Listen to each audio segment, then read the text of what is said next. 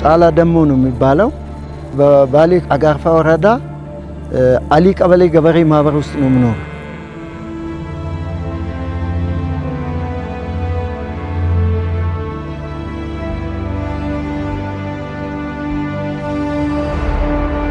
ድሮ እኔ ልጅ ሆኜ በበሬ ትከሻ ብቻ ነው የሚታረሰው።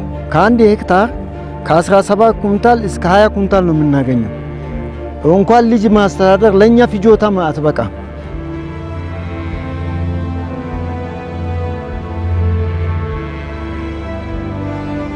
የድሮ እርሻ በጣም አድካሚ ነው። አንደኛ በበሬ ጫንቃ ነው የምናርሰው። 3 4 ተመላልሰን በእጃችን ነው የምናጭደው። እንደገና በበሬ ጉልበት ነው የምንወቃው። በውድማ የምናየው መከራ በጣም ከባድ ነው።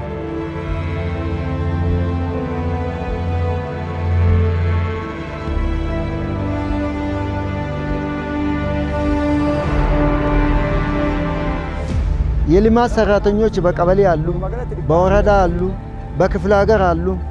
እነሱ በእንዲህ አይነት በመስመር ምርጥ ዘርን ተጠቀም፣ ሙሉ ፓኬጅ ተጠቀም፣ መዳበሪያ ተጠቀም ብሎ ሲመክሩኝ እኔ አንድ የልማት ሰራተኛ የነገረኝን ጠብ አላደርግም።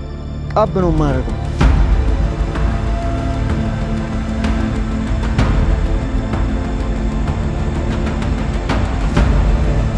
ስለዚህ ከዛ የተነሳ በመስመር መዝራት ጀመርኩ።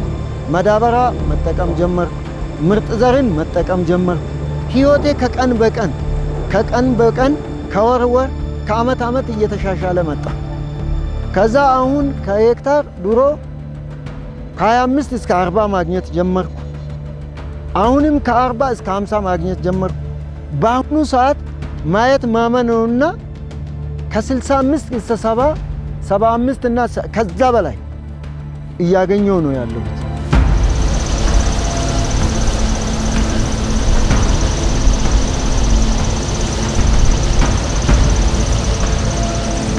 አሁን እንደ ድሮ አንድ በአንድ ግለሰብ አናርስም። በክላስተር ተደራጅተን ከዚህ እስከ ታች ድረስ በአይን ዘልቀ ማየት አችልም። በአንድነት ነው የምናርሰው። ደካማ ገበሬውንም ጠንካራ ገበሬም አንድ ላይ ነው የምናርሰው። እኔን የመሰሉ ሰዎች ዛሬ በሺህ አፍርተናል።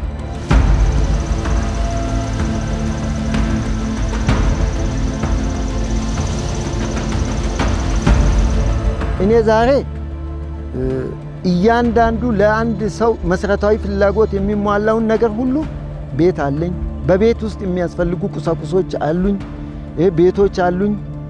ሮቤ አለኝ። አሊላ አለኝ። ሌላ ነገር ኦሮሞ ሲተርት ምን ይላል መሰለህ? ካፒታል እና ልጅ አይነገርም። ታውቃለህ? እኔ ይሄንን አላወራም በአሁኑ ሰዓት። ስለዚህ ሰው ያለውን አለኝ አሁን በአሁኑ ሰዓት። እኛ ዛሬ ከውጭ የምንገዛው ገበሬዎች ጨው ካልሆነ በስተቀር ምንም ባሌ ምድር የማይበቅል ምንም ነገር የለም። አንተ እዚህ ላይ ችግረኛ የምትሆነው ሰነፍ ስትሆን ብቻ ነው።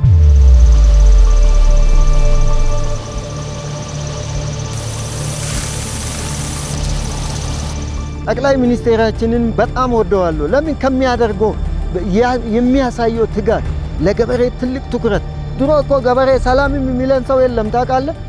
አሁን ጎንበስ ብሎ ነው እያንዳንዱ ባለስልጣንም የሚጨብጠን። ለምን ይዘናላ፣ ካፒታል ይዘናል። እያንዳንዱ ሰው እንትን አይለንም። የትኛውም የት ሰው የደረሰበት ቦታ እየደረስን ስለሆነ የሀገርም ዋልታና ማገር ስለሆነ ይህንን አውቆ እያከበሩን ስለሆነ በጣም ነው ደስ የሚለኝ።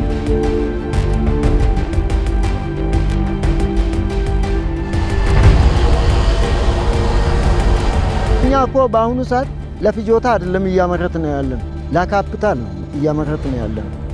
ለካፒታል ነው።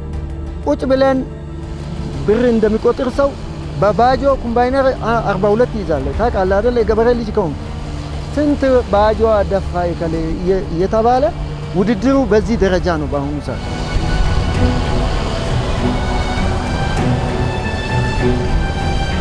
እኔን የመሰሉ በሺህ የሚቆጠሩ በመቶ አይደለም በሺህ የሚቆጠሩ ገበሬዎች እኔን ተከትሎ ጥሩ ምርት እያመረቱ ነው።